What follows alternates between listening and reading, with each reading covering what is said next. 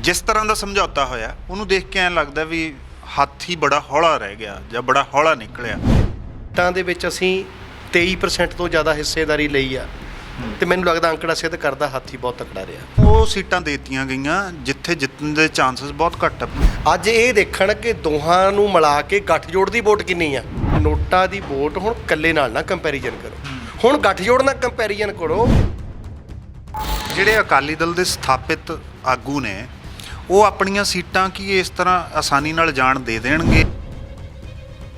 ਇਹ ਅਕਾਲੀ ਦਲ ਦੀ high command ਦੀ duty ਆ। ਜਿੱਥੇ ਤੁਹਾਡਾ ਕਾਡਰ ਮਜ਼ਬੂਤ ਹੈ ਤੁਸੀਂ ਉਹ ਸੀਟਾਂ ਕਿਉਂ ਨਹੀਂ ਲਈਆਂ? ਇਹਦੇ ਪਿੱਛੇ ਵਜ੍ਹਾ ਕੀ ਹੈ? ਤੁਸੀਂ ਮਜ਼ਬੂਤ ਸੀਟਾਂ ਛੱਡੀਆਂ ਕਿਉਂ ਹੈ? ਮੇਰੇ ਕੋਲ ਪਾਰਟੀ ਹਾਈ ਕਮਾਂਡ ਨੇ ਫੜਾਤਾ ਵੀ ਆਹ 20 ਸੀਟਾਂ ਸਾਡੀਆਂ, ਆਹ 97 ਸੀਟਾਂ ਸ਼੍ਰੋਮਣੀ ਅਕਾਲੀ ਦਲ ਦੀਆਂ, ਇਹ 117 ਜਿਤਾਉਣ ਲਈ ਕੰਮ ਸ਼ੁਰੂ ਕਰ ਦੇ। ਤੇ ਮੈਂ ਹੁਣ ਆਪਣਾ ਜਿਹੜਾ ਦਿਮਾਗ ਵਾ ਉਹ 117 ਸੀਟਾਂ ਨੂੰ ਜਿਤਾਉਣ ਤੇ ਲਾ ਰਿਹਾ। ਜਦੋਂ ਮੈਂ 117 ਤੇ ਜਿਤਾਉਣ ਲਈ ਲਾ ਰਿਹਾ ਉੱਥੇ ਮੈਂ 20 ਤੇ ਵੀ ਲਾਵਾਂਗਾ। ਤੁਸੀਂ ਬੇਅਦਬੀ ਤੇ ਵੀ ਬਹੁਤ ਬੋਲਿਆ, ਆਪਾਂ ਪਿੱਛੇ 1-2 ਇੰਟਰਵਿਊ ਜਿਹੜੇ ਕੀਤੇ ਸੀਗੇ। ਤਾਂ ਅੱਜ ਜੇ ਮੈਂ ਤੁਹਾਡਾ ਵਿਚਾਰ ਪੁੱਛਾਂ, ਅੱਜ ਤੁਸੀਂ ਮੰਨਦੇ ਹੋ ਕਿ ਬੇਅਦਬੀ ਦੇ ਲਈ ਬਾਦਲ ਪਰਿਵਾਰ ਦੋਸ਼ੀ ਹੈ? ਅੱਜ ਦੇ ਦਿਨ ਤਾਂ ਮੈਨੂੰ ਇੱਦਾਂ ਲੱਗਦਾ ਕਿ ਕਾਂਗਰਸ ਦੋਸ਼ੀ ਆ। ਦਲਿਤ ਡਿਪਟੀ ਸੀਐਮ ਜਿਹੜਾ ਹੋਊਗਾ ਸੁਖਬੀਰ ਸਿੰਘ ਬਾਦਲ ਉਹ ਐਲਾਨ ਕਰ ਰਹੇ ਆ, ਉਹ ਬਹੁਜਨ ਸਮਾਜ ਪਾਰਟੀ ਦਾ ਜਿੱਤਿਆ ਹੋਇਆ ਕੈਂਡੀਡੇਟ ਹੋਊਗਾ ਜੇ ਇਸ ਤਰ੍ਹਾਂ ਦੀ ਸਿਚੁਏਸ਼ਨ ਆਉਂਦੀ ਹੈ, ਜਾਂ ਅਕਾਲੀ ਦਲ ਆਪਣਾ ਦਲਿਤ ਕੋਈ ਡਿਪਟੀ ਸੀਐਮ। ਪੰਜਾਬ ਦੀ ਸਿਆਸਤ ਦੇ ਵਿੱਚ ਇੱਕ ਵੱਡਾ ਫੇਰ ਬਦਲ ਹੋਇਆ 25 ਸਾਲ ਬਾਅਦ, ਮਤਲਬ 2.5 ਦਹਾਕੇ ਬਾਅਦ ਇੱਕ ਵਾਰ ਫੇਰ ਅਕਾਲੀ ਦਲ ਜਾਂ ਕਹਿ ਲਈਏ ਆਪਾਂ ਪੰਥਕ ਤੇ ਬਹੁਜਨ ਸਿਆਸਤ ਹੈ ਜਿਹੜੀ ਉਹ ਇਕੱਠੀ ਹੋਈ ਹੈ। ਕਿਸੇ ਵੇਲੇ ਕਾਂਸ਼ੀ ਰਾਮ ਜੋ ਇਸੇ ਪੰਜਾਬ ਦੀ ਧਰਤੀ ਦੇ ਪੁੱਤ ਸੀ, ਹੈ ਨਾ, ਮਤਲਬ ਇਹ ਵੀ ਥੋੜ੍ਹੀ ਇਹ ਹੁਣ ਤੱਕ ਥੋੜ੍ਹੀ ਟ੍ਰੈਜੇਡੀ ਕਹੀ ਜਾ ਸਕਦੀ ਹੈ ਇਹ ਗੱਲ ਕਿ ਜਿਸ ਧਰਤੀ 'ਤੇ ਸਭ ਤੋਂ ਜ਼ਿਆਦਾ ਬਹੁਜਨ ਸਮਾਜ ਹੋਵੇ ਉਹਦੀ ਸੱਤਾ ਅੱਜ ਤੱਕ ਉਹਨਾਂ ਦੇ ਹੱਥ 'ਚ ਨਾ ਆਈ ਹੋਵੇ। ਜਿਸ ਧਰਤੀ ਨੇ ਕਾਂਸ਼ੀ ਰਾਮ ਪੈਦਾ ਕੀਤਾ ਹੋਵੇ ਉੱਥੇ ਵੀ ਬਹੁਜਨ ਜਿਹੜੀ ਸਿਆਸਤ ਹੈ ਉਹ ਹਲੇ ਮੂਵਮੈਂਟ ਨਾ ਬਣ ਸਕੀ ਹੋਵੇ, ਲਹਿਰ ਨਾ ਬਣ ਸਕੀ ਹੋਵੇ। ਹੁਣ ਇਸੇ ਨੂੰ ਲਹਿਰ ਬਣਾਉਣ ਦਾ ਇੱਕ ਵਾਰ ਫਿਰ ਜਿਹੜੀ ਗੱਲ ਹੋਈ ਹੈ ਸਿਆਸਤ ਦੇ ਰਾਹੀਂ ਉਹ ਇਹ ਹੈ ਕਿ ਅਕਾਲੀ ਦਲ ਅਤੇ ਬਹੁਜਨ ਸਮਾਜ ਪਾਰਟੀ ਦਾ ਗੱਠਜੋੜ ਹੋ ਗਿਆ। ਇਹ ਕਿਵੇਂ ਰਹੂਗਾ ਅੱਗੇ, ਇਸ ਦੇ ਕੀ ਅਸਰ ਪੈਣਗੇ ਸਿਆਸਤ 'ਤੇ, ਇਸੇ 'ਤੇ ਗੱਲਬਾਤ ਕਰਾਂਗੇ ਬਹੁਜਨ ਸਮਾਜ ਪਾਰਟੀ ਪੰਜਾਬ ਦੇ ਪ੍ਰਧਾਨ ਜਸਬੀਰ ਸਿੰਘ ਗੜੀ ਦੇ ਨਾਲ। ਜਸਬੀਰ ਸਿੰਘ ਗੜੀ ਦਾ ਜਿਹੜਾ ਉਥਾਨ ਹੈ ਜਾਂ ਜਸਬੀਰ ਸਿੰਘ ਗੜੀ ਦਾ ਪੈਦਾ ਹੋਣਾ ਹੈ ਉਹ ਵੀ ਆਪਣੇ ਆਪ ਦੇ ਵਿੱਚ ਇੱਕ ਸੰਘਰਸ਼ ਹੈ। ਜਸਬੀਰ ਸਿੰਘ ਗੜੀ ਇੱਕ ਬੇਹੱਦ ਨੋਰਮਲ ਪਰਿਵਾਰ ਤੋਂ ਪੈਦਾ ਹੋ ਕੇ, ਮਤਲਬ ਇਹ ਨਹੀਂ ਹੈ ਕੋਈ ਵੀ ਚਾਂਦੀ ਦਾ ਚਮਚਾ ਲੈ ਕੇ ਸਿਆਸਤਦਾਨਾਂ ਦੇ ਵਾਂਗੂ ਪੈਦਾ ਹੋਏ। ਇੱਕ ਦਲਿਤ ਐਕਟਿਵਿਸਟ, ਬਹੁਜਨ ਐਕਟਿਵਿਸਟ, ਮੇਰਾ ਖਿਆਲ ਜਿਨ੍ਹਾਂ ਨੇ 500 ਤੋਂ ਜ਼ਿਆਦਾ ਕਿਤਾਬਾਂ ਪੜ੍ਹੀਆਂ ਹੋਣਗੀਆਂ, ਗਿਆਨ ਦਾ ਭੰਡਾਰ। ਸਾਡੇ ਨਾਲ ਬੈਠੇ ਜਸਬੀਰ ਸਿੰਘ ਗੜੀ। ਜਸਬੀਰ ਸਿੰਘ ਗੜੀ ਇਹ ਇੰਨਾ ਕੁ ਅਸੀਂ ਕਹਿ ਸਕਦੇ ਹਾਂ ਕਿ ਜਸਬੀਰ ਸਿੰਘ ਗੜੀ ਦਾ ਜਿਹੜਾ ਸਿੱਕਾ ਹੈ ਇਹ ਬਿਲਕੁਲ ਸੂਤ ਭਰ ਵੀ ਇਹਦੇ 'ਚ ਕੋਈ ਖੋਟ ਨਹੀਂ ਹੈ, ਪਰ ਵਿਚਾਰਧਾਰਕ ਗੱਲਾਂ ਅਤੇ ਨੀਤੀਗਤ ਫੈਸਲਿਆਂ 'ਤੇ ਸਵਾਲ ਜ਼ਰੂਰ ਕਰਨੇ ਆ ਗੜੀ ਸਾਹਿਬ ਨੂੰ, ਉਹ ਜ਼ਰੂਰ ਕਰਾਂਗੇ। ਗੜੀ ਸਾਹਿਬ ਸਵਾਗਤ ਹੈ ਤੁਹਾਡਾ। ਧੰਨਵਾਦ ਜੀ। ਪਹਿਲਾ ਸਵਾਲ ਇਹ ਕਿ ਜਿਸ ਤਰ੍ਹਾਂ ਦਾ ਸਮਝੌਤਾ ਹੋਇਆ ਉਹਨੂੰ ਦੇਖ ਕੇ ਐਂ ਲੱਗਦਾ ਵੀ ਹਾਥੀ ਬੜਾ ਹੌਲਾ ਰਹਿ ਗਿਆ ਜਾਂ ਬੜਾ ਹੌਲਾ ਨਿਕਲਿਆ। ਕੀ ਗੱਲ ਇੰਨਾ ਹੌਲਾ ਕਿਉਂ ਰਿਹਾ ਹਾਥੀ? ਕਿ 20 ਸੀਟਾਂ ਉਹ ਵੀ ਇਹੋ ਜਿਹੀਆਂ ਸੀਟਾਂ ਜਿੱਥੇ ਵਿਨੇਬਿਲਿਟੀ ਬਹੁਤ ਘੱਟ ਹੈ, ਜਿੱਥੇ ਪੋਸੀਬਿਲਿਟੀ ਬਹੁਤ ਘੱਟ ਹੈ, ਇਹਦੇ ਪਿੱਛੇ ਕੀ ਵਜ੍ਹਾ? ਬਹੁਜਨ ਸਮਾਜ ਪਾਰਟੀ ਦਾ ਹਾਥੀ ਮੇਰੀ ਨਜ਼ਰੀਏ ਦੇ ਵਿੱਚ ਬਹੁਤ ਤਕੜਾ ਰਿਹਾ ਕਿ 1.5% ਵੋਟ ਸੀ 2017 ਦੇ ਵਿੱਚ ਬਹੁਜਨ ਸਮਾਜ ਪਾਰਟੀ ਦੀ, ਲੇਕਿਨ ਜਦੋਂ ਆਪਾਂ 117 ਸੀਟਾਂ ਦਾ ਪ੍ਰਪੋਰਸ਼ਨ ਦੇਖਦੇ ਹਾਂ ਤਾਂ ਸੀਟਾਂ ਦੇ ਵਿੱਚ ਅਸੀਂ 23% ਤੋਂ ਜ਼ਿਆਦਾ ਹਿੱਸੇਦਾਰੀ ਲਈ ਆ। ਤੇ ਮੈਨੂੰ ਲੱਗਦਾ ਅੰਕੜਾ ਸਿੱਧ ਕਰਦਾ ਹਾਥੀ ਬਹੁਤ ਤਕੜਾ ਰਿਹਾ। ਅੱਛਾ, ਹੁਣ ਸੀਟਾਂ 'ਤੇ ਆਉਣੇ ਆ। ਚਲੋ, ਸੀਟਾਂ ਦੀ ਵੀ ਇਹ ਗੱਲ ਕਹੀ ਜਾ ਰਹੀ ਹੈ, ਤੁਹਾਡੇ ਵਿਰੋਧੀ ਵੀ ਕਹਿ ਰਹੇ, ਤੁਹਾਡੇ ਬਹੁਤ ਸਾਰੇ ਹਮਦਰਦ ਵੀ ਇਹ ਗੱਲ ਕਹਿ ਰਹੇ ਹੈ ਕਿ ਸਾਨੂੰ ਉਹ ਸੀਟਾਂ ਦੇਤੀਆਂ ਗਈਆਂ ਜਿੱਥੇ ਜਿੱਤਣ ਦੇ ਚਾਂਸਸ ਬਹੁਤ ਘੱਟ। ਫਰਜ਼ ਕਰੋ ਪਠਾਨਕੋਟ ਹੈ, ਤੁਹਾਨੂੰ 407 ਵੋਟਾਂ ਪਈਆਂ ਸੀ ਪਿਛਲੀ ਵਾਰ 2017 'ਚ, ਨੋਟਾਂ ਨੂੰ ਵੋਟਾਂ ਜ਼ਿਆਦਾ ਪਈਆਂ। ਮੋਹਾਲੀ ਵੀ ਇਹੀ ਹਾਲ ਸੀ, 1000 ਵੋਟ ਪਈ ਸੀ, ਨੋਟਾਂ ਨੂੰ 1150 ਵੋਟ ਪਈ ਸੀ। ਮਤਲਬ ਤੁਹਾਨੂੰ ਇਸ ਤਰ੍ਹਾਂ ਦੀਆਂ ਸੀਟਾਂ ਜ਼ਿਆਦਾ ਮਿਲੀਆਂ ਜਿੱਥੇ ਚਾਂਸਸ ਬਹੁਤ ਘੱਟ ਹੈ ਜਾਂ ਜਿੱਥੇ ਕਾਡਰ ਬਹੁਤ ਕਿਰਿਆਸ਼ੀਲ ਹੈ ਜਾਂ ਬਹੁਤ ਘੱਟ ਕੰਮ ਕੀਤਾ ਗਿਆ। ਬਜਾਏ ਇਸ ਦੇ ਬਨਿਸਬਤ ਇਸ ਦੇ ਉਹ ਸੀਟਾਂ ਛੱਡਤੀਆਂ ਗਈਆਂ, ਆਦਮਪੁਰ, ਬੰਗਿਆਂ ਵਗੈਰਾ ਜਿਹੜੇ ਏਰੀਏ ਹੈ ਉਹ ਸੀਟਾਂ ਛੱਡਤੀਆਂ ਗਈਆਂ ਜਿੱਥੇ ਤੁਹਾਡੇ ਚਾਂਸਸ ਜਾਂ ਬਹੁਜਨ ਡੋਮੀਨੈਂਸ ਬਹੁਤ ਜ਼ਿਆਦਾ ਸੀ। ਇਹ ਕਾਰਨ ਕੀ ਹੋਇਆ? ਮਤਲਬ ਜਿਵੇਂ ਲੋਕ ਕਹਿੰਦੇ ਵੀ ਪੈਸੇ ਲੈ ਕੇ ਡੀਲ ਹੋਈ ਹੈ। ਦੇਖੋ, ਪਹਿਲੀ ਗੱਲ ਤਾਂ ਇਹ ਜਿਹੜਾ ਤੁਸੀਂ ਸਵਾਲ ਕੀਤਾ ਵੀ ਬਹੁਤ ਸਾਰੀਆਂ ਸੀਟਾਂ ਇੱਦਾਂ ਦੀਆਂ ਜਿੱਥੇ ਵੋਟ ਨੰਬਰ ਆਫ ਵੋਟ ਜਿਹੜੀ ਬਹੁਜਨ ਸਮਾਜ ਪਾਰਟੀ ਦੀ ਬਹੁਤ ਘੱਟ ਹੈ। ਮੇਰੀ ਇਹ ਬੇਨਤੀ ਆ ਕਿ ਅੱਜ ਦੇ ਦਿਨ ਪੰਜਾਬੀ ਲੋਕ ਇਕੱਲਾ ਇਹ ਨਾ ਦੇਖਣ ਕਿ ਬਹੁਜਨ ਸਮਾਜ ਪਾਰਟੀ ਦੀ ਵੋਟ ਘੱਟ ਹੈ, ਅੱਜ ਇਹ ਦੇਖਣ ਕਿ ਦੋਹਾਂ ਨੂੰ ਮਿਲਾ ਕੇ ਗੱਠਜੋੜ ਦੀ ਵੋਟ ਕਿੰਨੀ ਆ। ਤੁਸੀਂ ਮੋਹਾਲੀ ਦੀ ਉਦਾਹਰਣ ਦਿੱਤੀ, 2007 ਵਿੱਚ ਮੰਨ ਲਓ ਸਾਡੀ ਵੋਟ ਇੱਥੇ 1500 2000 ਸੀ, 1500 2000 ਸੀ ਮੰਨ ਲਓ, ਲੇਕਿਨ ਅਕਾਲੀ ਦਲ ਦੀ ਇੱਥੇ 71000 ਸੀ। ਇਹਦਾ ਮਤਲਬ ਸਾਡਾ ਦੋਹਾਂ ਨੂੰ ਮਿਲਾ ਕੇ ਜਿਹੜਾ ਇਨੀਸ਼ੀਅਲ ਪੁਆਇੰਟ ਹੈ, ਜੇ 2007 ਦੇ ਹਿਸਾਬ ਨਾਲ ਚਲਾਈਏ ਤਾਂ ਉਹ 73-74 ਤੋਂ ਸ਼ੁਰੂ ਹੁੰਦਾ। ਜੇ ਆਪਾਂ ਇਹੀ ਉਦਾਹਰਣ 2017 ਦੇ ਹਿਸਾਬ ਨਾਲ ਲੈ ਲਈਏ ਤਾਂ ਮੋਹਾਲੀ ਦੇ ਉੱਤੋਂ ਜਿਹੜੀ ਸ਼੍ਰੋਮਣੀ ਅਕਾਲੀ ਦਲ ਦੀ ਵੋਟ ਵਾ ਮੇਰਾ 30-40 ਹਜ਼ਾਰ ਵੋਟ ਦੇ ਲਗਭਗ 40,000 ਸਮਥਿੰਗ, ਤੇ ਸਾਡੇ ਵਾਲੀ ਤੁਸੀਂ ਗਿਣ ਲਈ ਨੋਟਾ ਤੋਂ ਵੀ ਘੱਟ ਹੈ। ਲੇਕਿਨ ਮੈਂ ਕਹਿੰਦਾ ਨੋਟਾ ਦੀ ਵੋਟ ਹੁਣ ਇਕੱਲੇ ਨਾਲ ਨਾ ਕੰਪੈਰੀਜ਼ਨ ਕਰੋ, ਹੁਣ ਗੱਠਜੋੜ ਨਾਲ ਕੰਪੈਰੀਜ਼ਨ ਕਰੋ ਕਿ ਬਹੁਜਨ ਸਮਾਜ ਪਾਰਟੀ ਦੀ ਇਸ ਸੀਟ ਤੇ ਗੱਠਜੋੜ ਦੀ ਵੋਟ ਕਿੰਨੀ ਹੈ, ਤੇ ਉਹਦੇ ਨਾਲ ਪ੍ਰੋਜੈਕਸ਼ਨ ਜਿਹੜੀ ਜਦੋਂ ਤੁਸੀਂ 2022 ਜਿਹੜੇ ਅਕਾਲੀ ਦਲ ਦੇ ਸਥਾਪਿਤ ਆਗੂ ਨੇ ਉਹ ਆਪਣੀਆਂ ਸੀਟਾਂ ਕੀ ਇਸ ਤਰ੍ਹਾਂ ਆਸਾਨੀ ਨਾਲ ਜਾਣ ਦੇ ਦੇਣਗੇ, ਜਾਂ ਜਿਹੜਾ ਅਕਾਲੀ ਦਲ ਦਾ ਵਰਕਰ ਹੈ ਜਿੰਨਾ ਕਾਡਰ ਹੈ ਉਹ ਉਸ ਮਜ਼ਬੂਤੀ ਦੇ ਨਾਲ ਤੁਰ ਪਊਗਾ ਤੁਹਾਡੇ ਉਮੀਦਵਾਰਾਂ ਦੇ ਨਾਲ? ਦੇਖੋ, ਅਕਾਲੀ ਦਲ ਦਾ ਵਰਕਰ ਔਰ ਲੀਡਰਸ਼ਿਪ ਤੋਰਨਾ ਇਹ ਅਕਾਲੀ ਦਲ ਦੀ ਹਾਈ ਕਮਾਂਡ ਦੀ ਡਿਊਟੀ ਆ, ਮਾਨਯੋਗ ਸਰਦਾਰ ਸੁਖਬੀਰ ਸਿੰਘ ਬਾਦਲ ਦੀ ਡਿਊਟੀ ਆ। ਔਰ ਜਿਹੜਾ ਅਸੀਂ ਬਹੁਜਨ ਸਮਾਜ ਪਾਰਟੀ ਆ, ਮੰਨ ਲਓ ਸਾਡੀ ਫਲੋਰ 'ਚ 43,000 ਵੋਟ ਸੀ, ਬੰਗਾ ਸੀਟ ਅਸੀਂ ਲੀਡ ਕੀਤੀ 2019 ਦੇ ਵਿੱਚ, ਔਰ ਆਦਮਪੁਰ ਸੀਟ ਬਹੁਜਨ ਸਮਾਜ ਪਾਰਟੀ ਨੇ ਲੀਡ ਕੀਤੀ ਆ। ਔਰ ਇਸੇ ਤਰ੍ਹਾਂ ਇੱਦਾਂ ਦੀਆਂ 12 15 20 ਸੀਟਾਂ ਇੱਦਾਂ ਦੀਆਂ ਜਿੱਥੇ ਸਾਡੇ ਕੋਲ 20 ਹਜ਼ਾਰ 30,000 ਵੋਟ ਹੈ, ਉੱਥੋਂ ਦਾ ਕੇਡਰ ਤੋੜਨਾ ਸ਼੍ਰੋਮਣੀ ਅਕਾਲੀ ਦਲ ਦੇ ਨਾਲ ਬਹੁਜਨ ਸਮਾਜ ਪਾਰਟੀ ਦੀ ਡਿਊਟੀ ਆ। ਅਸੀਂ ਉਸ ਡਿਊਟੀ ਨੂੰ ਵੀ ਨਿਭਾਵਾਂਗੇ ਔਰ ਸਾਡੇ ਗੱਠਜੋੜ ਦੇ ਜਿਹੜੇ ਭਾਈਵਾਲ ਆ ਉਹ ਆਪਣੀ ਡਿਊਟੀ ਨਿਭਾਉਣਗੇ। ਉਹੀ ਇੱਕ ਚੀਜ਼ ਜਿਹੜਾ ਸਵਾਲ ਫਿਰ ਵਾਰ-ਵਾਰ ਉਹੀ ਉੱਠਦਾ ਹੈ, ਜਿੱਥੇ ਤੁਹਾਡਾ ਕਾਡਰ ਮਜ਼ਬੂਤ ਹੈ ਤੁਸੀਂ ਉਹ ਸੀਟਾਂ ਕਿਉਂ ਨਹੀਂ ਲਈਆਂ? ਇਹਦੇ ਪਿੱਛੇ ਵਜ੍ਹਾ ਕੀ ਹੈ? ਮਤਲਬ ਇਹ ਜਿਹੜੀ ਵੰਡ ਹੋਈ ਹੈ ਸੀਟਾਂ ਦੀ, ਇਹ ਕਿਹੜੇ ਫਾਰਮੂਲੇ ਤੇ ਹੋਈ, ਕਿਵੇਂ ਹੋਈ? ਤੁਸੀਂ ਮਜ਼ਬੂਤ ਸੀਟਾਂ ਛੱਡੀਆਂ ਕਿਉਂ ਹੈ? ਦੇਖੋ, ਮੈਂ ਬਹੁਜਨ ਸਮਾਜ ਪਾਰਟੀ ਦਾ ਬੜਾ ਛੋਟਾ ਜਿਹਾ ਵਰਕਰ ਹੈ, ਸਾਡੀ ਨੈਸ਼ਨਲ ਪਾਰਟੀ ਆ। ਮੇਰੇ ਵਰਗੇ ਸਟੇਟ ਪ੍ਰੈਜ਼ੀਡੈਂਟ ਪਾਰਟੀ ਕੋਲ 25-30 ਹੋਣਗੇ, ਮੇਰੇ ਵਰਗੇ ਸਟੇਟ ਪ੍ਰੈਜ਼ੀਡੈਂਟ ਪਾਰਟੀ ਕੋਲ 25-30 ਹੋਣਗੇ, ਔਰ ਪਾਰਟੀ ਹਾਈ ਕਮਾਂਡ ਨੇ ਮੇਰੀ ਡਿਊਟੀ ਪੰਜਾਬ ਦੇ ਵਿੱਚ 117 ਸੀਟਾਂ ਤੇ ਸੰਗਠਨ ਬਣਾਉਣ ਦੀ ਲਾਈ, ਤੇ ਮੈਂ ਲੱਗਾ ਹੋਇਆ।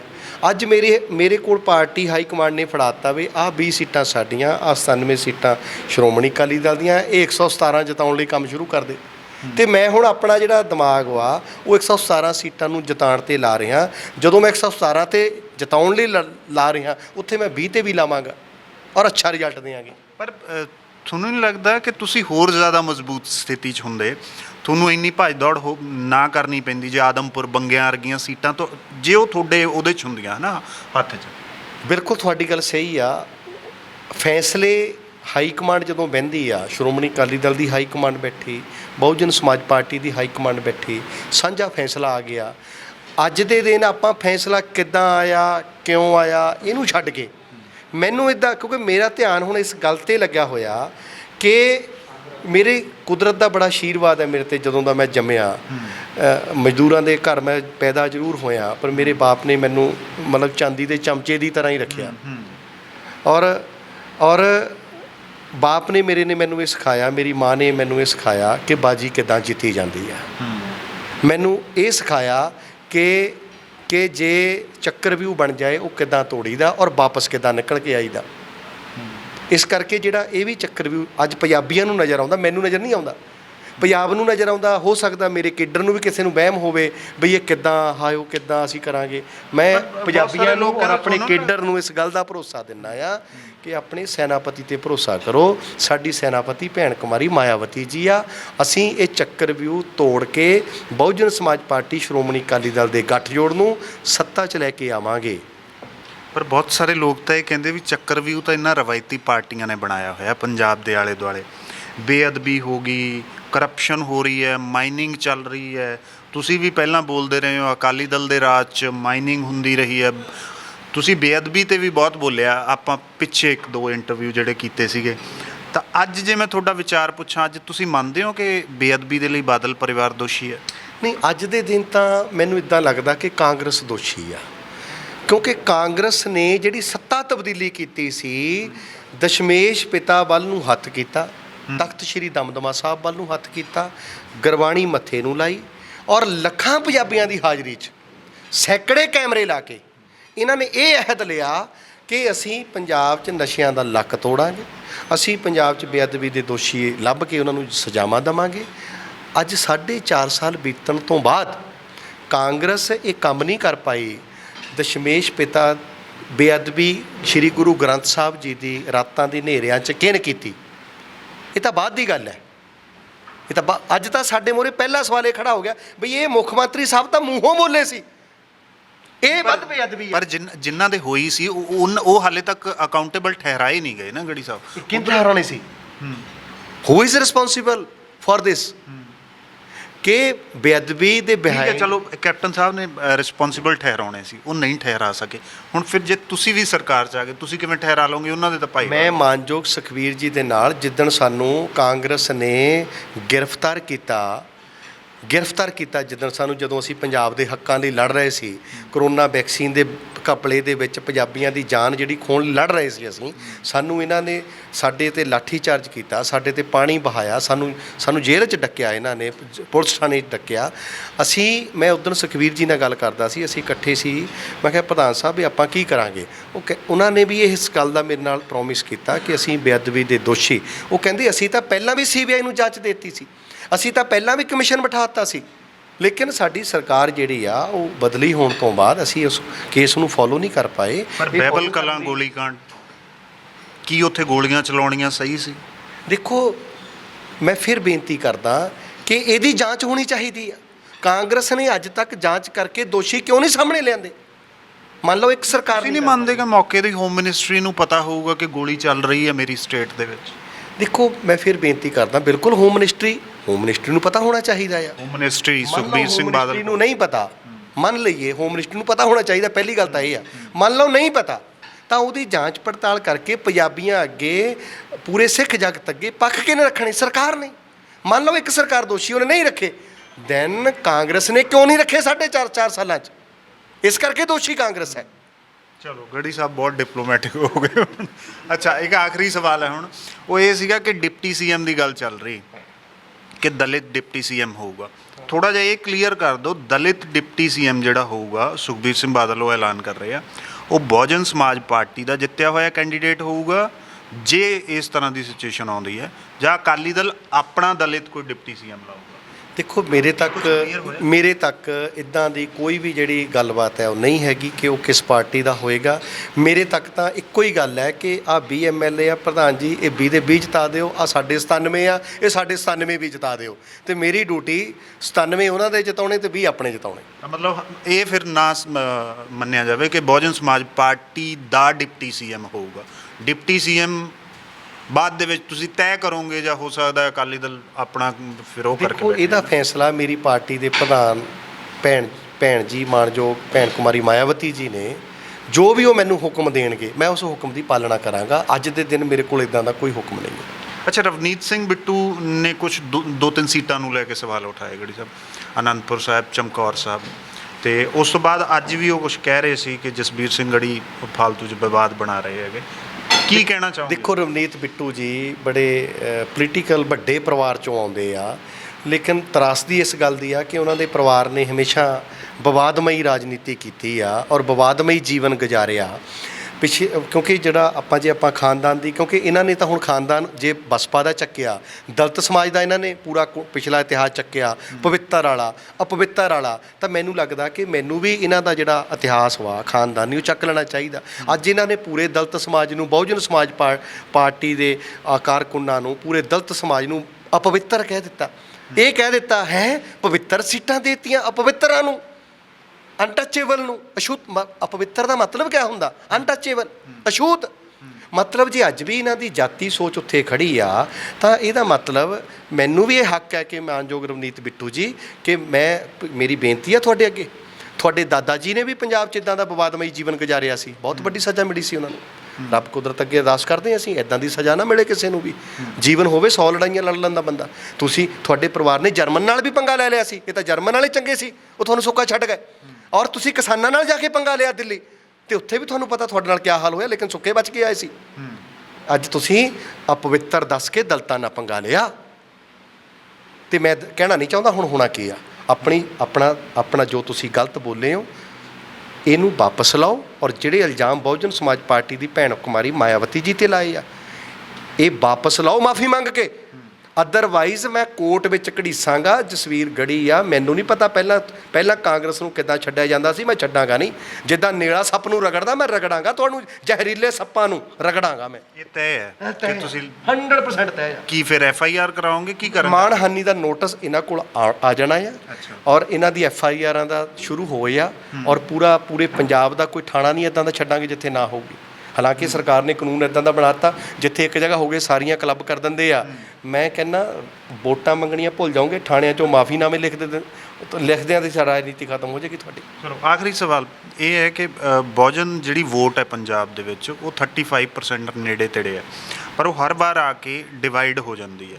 ਤੁਹਾਨੂੰ ਲੱਗਦਾ ਹੈ ਕਿ ਕੰਸੋਲੀਡੇਟ ਹੋਈ ਹੈ ਇਸ ਅਲਾਇੰਸ ਤੋਂ ਬਾਅਦ, ਉਹ ਇਕਮੁੱਠ ਹੋਈ ਹੈ, ਕਿੰਨੇ ਕੁ % ਹੋ ਪਾਈ ਹੈ, ਜਾਂ ਤੁਸੀਂ ਪੂਰੀ ਤਰ੍ਹਾਂ ਇਲੈਕਸ਼ਨ ਆਉਂਦੇ ਕਰਨ ਦੇ ਵਿੱਚ ਕਾਮਯਾਬ ਰਹੋ? ਜੀ, ਇਹਦੇ 'ਚ ਦੇਖੋ 35% ਸ਼ਡਿਊਲ ਕਾਸਟ ਵੋਟ ਹੈ, 40% ਦੇ ਨੀਅਰ OBC ਵੋਟ ਹੈ, ਔਰ ਪੰਜਾਬ 'ਚ ਮਿਨੋਰਟੀ ਬਹੁਤ ਵੱਡੀ ਆ।